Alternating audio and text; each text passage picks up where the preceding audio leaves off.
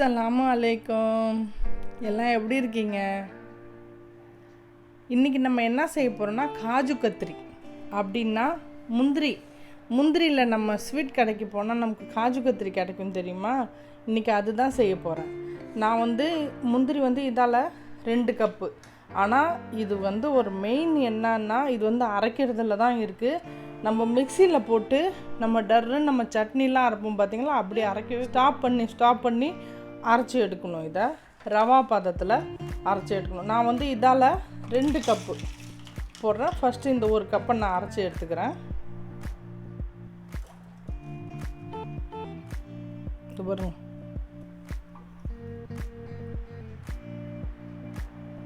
நான் என்ன செஞ்சேன், ஃபஸ்ட்டு இந்த 1 கப்பு நான் இந்த முந்திரியை ஃப்ரிட்ஜரில் ஒரு அரை மணி நேரம் நான் வச்சுட்டேன். ஏன் அப்படின்னா அதை ஃப்ரிட்ஜில் வச்சு நம்ம அரைச்சோன்னா நமக்கு அது சீக்கிரமாக அரைப்படும். அதனால் நான் அதை அரைச்சி எடுத்துக்கிட்டேன். 2வது கப்பும் நம்ம காஜு கத்திரி செய்கிறதுக்காண்டி நம்ம ஒரு சுகர் பாவு காய்ச்சணும். அதுதான் இப்போ நம்ம செய்ய போகிறோம். இது 1 கப் சுகர். நம்ம இதால் 2 கப்பு முந்திரி போட்டோம் இல்லையா, அதனால் 1 கப்பு சுகர் போடணும். அரை கப்பு இதாலேயே தண்ணி, அரை கப்பு தண்ணி. சர்க்கரை கரையிற இந்த இதை வரைக்கும் கரெக்டாக அதில் இருக்கிற வரைக்கும் நம்ம சுகர் போட்டால் போதும். இப்போ நம்ம கேஸ் ஆன் பண்ணிக்கலாம். ஒரு பதம் சொல்லுவோம் பார்த்தீங்களா, அது வரணும். அது வரைக்கும் இதை நம்ம மிக்ஸ் பண்ணிட்டுருக்கோம். நல்லா பாவு நல்லா வருது, ஆனால் இன்னும் கொஞ்சம் ஆகணும். இதுதான் பாவு கரெக்டான பதம். இது வந்துருச்சு. நம்ம இதில் அதை போட்டுடலாம். ஆகக்கூடாது, கம்மியாகவும் ஆகக்கூடாது. நம்ம இதில் போட்டு நம்ம கிண்டிக்கலாம். 1 ஸ்பூன் நெய் போட்டுக்கலாம்.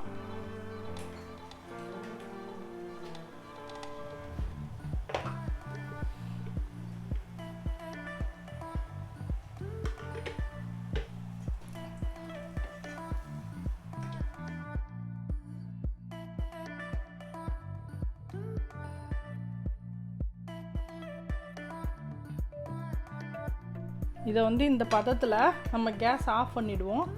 இப்படியே நல்லா ஆற விட்டுக்கலாம். ஒரு அரை மணி நேரம் 1 மணி நேரம் ஆறட்டும்.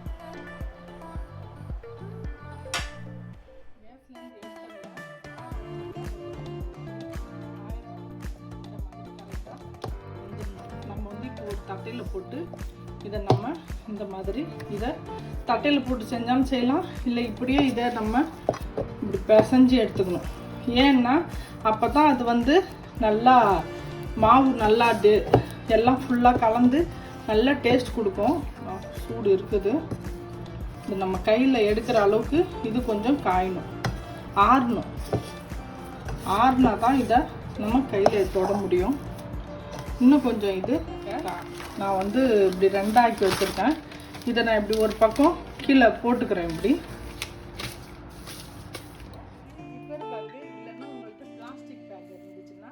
அதில் இதை போட்டுக்கோங்க.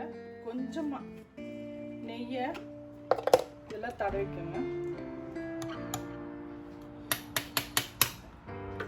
ஃபுல் பேக்கு பக்கமும் 2 பக்கமும் தடவிக்கோங்க. ஏன்னா அது நம்ம மேலே தான் மூடி செய்ய போகிறோம்.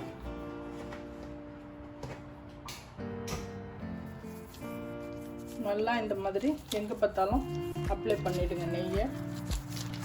நம்ம இதை எடுத்து இதில் வைக்கலாம்.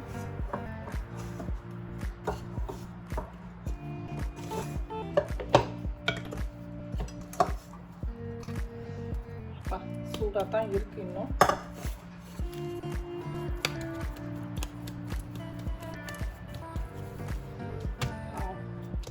இதை இப்படி போட்டுக்கிட்டு நம்ம இதை இப்படி மூடிடலாம்.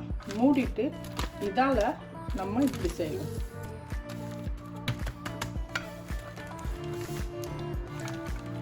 பொறுமையாக நமக்கு எவ்வளோ இது வேணுமோ, பெருசாக நமக்கு எவ்வளோ பத்தலாக மெலிசாக வேணுமோ அந்த அளவுக்கு இதில் நம்ம செஞ்சுக்கலாம். சூடாக இருக்குது. அந்த சூட்லேயே நான் கொஞ்சமாக இல்லை கரெக்டான நான் மொத்தம் வச்சுருக்கேன். உங்களுக்கு எவ்வளோ வேணுமோ அவ்வளோ நீங்கள் செஞ்சுக்கலாம். நான் வந்து சில்வர் பேப்பர் வச்சுருக்கேன், அது இந்த இதுலேயே நான் ஒட்டிடுறேன். நல்லா ஆறணும், நல்லாவே ஆறணும். இது நம்ம வந்து கரெக்ட் லெவல் பண்ணிக்க நம்ம இதால் இதை இப்படியே எடுத்து நம்ம இப்படி ஒட்டிடணும்.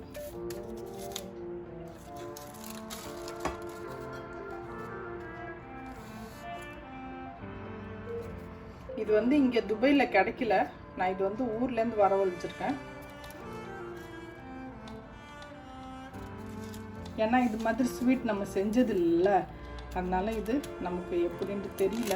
ஃபர்ஸ்ட் டைம் நம்ம இந்த ஸ்டீல் பேப்பர் நம்ம ஒட்டுறது வந்து ஃபர்ஸ்ட் டைம். சில்வர் பேப்பர் ஒட்டிட்டேன். சில்வர் பேப்பர் ஒட்டியாச்சு. நம்ம இதை கட் பண்ணிவிட்டு நம்ம ஆற வச்சுருவோம். நமக்கு எவ்வளோ பெருசு வேணுமோ அந்த அளவுக்கு நம்ம கட் பண்ணணும். கத்தியால் கட் பண்ணால் இந்த மாதிரி கட் பண்ணுங்க. ஏன்னா இப்படி நீட்டாக இப்படி இழுக்கக்கூடாது, இப்படி வச்சு வச்சு தான் எடுக்கணும். மாதிரி கிராஸாக தான் வெட்டுவாங்க.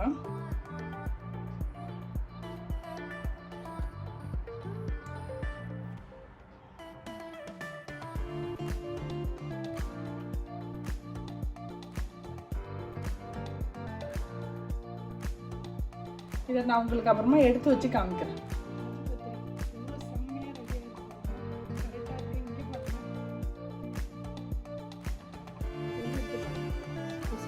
நல்லா இருக்குது.